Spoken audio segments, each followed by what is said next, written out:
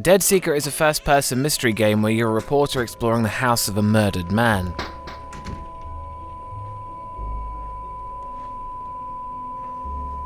Atmosphere.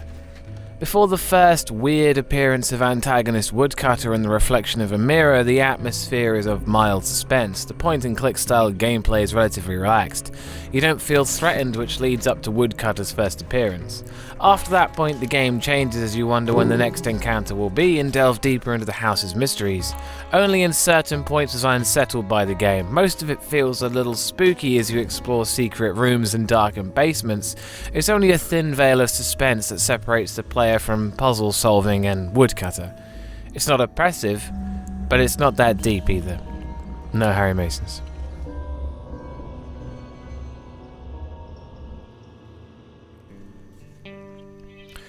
Scares. The game is a story-driven puzzle-solving experience. At most, you'll experience some panic as you try and guess which of the options you have available is the right one to save yourself from Woodcutter.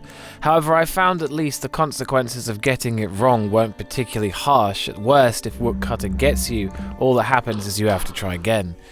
The first time, though, as you try and figure out where to go to save your life as Woodcutter starts climbing the stairs, that was pretty intense.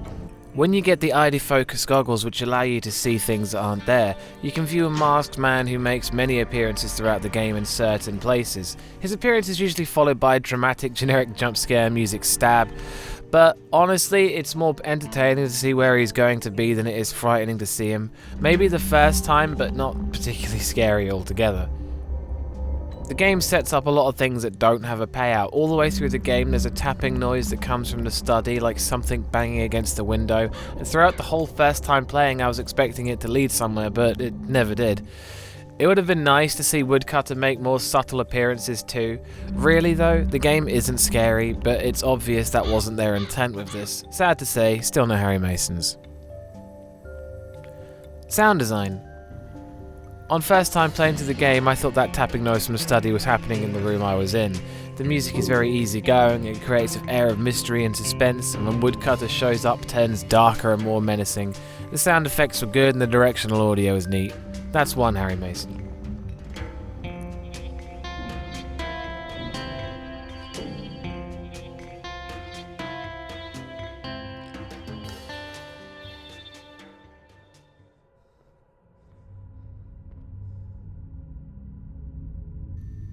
Gore. There wasn't any. There didn't need to be any, so it gets the point for getting it right. That's 2 Harry Masons.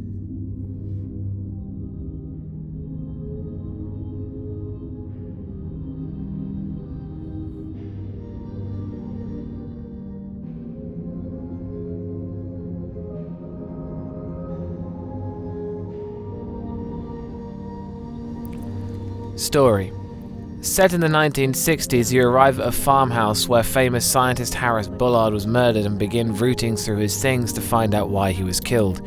As the game progresses, you uncover a mountain of documents and weird devices, and so the story pieces itself together.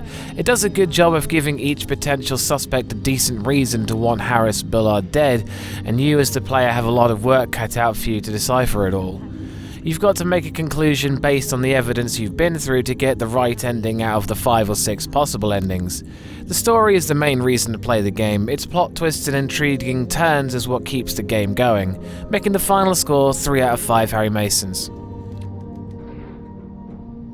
While Dead Secret won't have you in fits of terror, it's a cool spooky game about solving a murder before you're next. Again, I'd like to remind you this whole thing is down to my opinion in horror games, so if you don't share this opinion, then that's cool, I get it.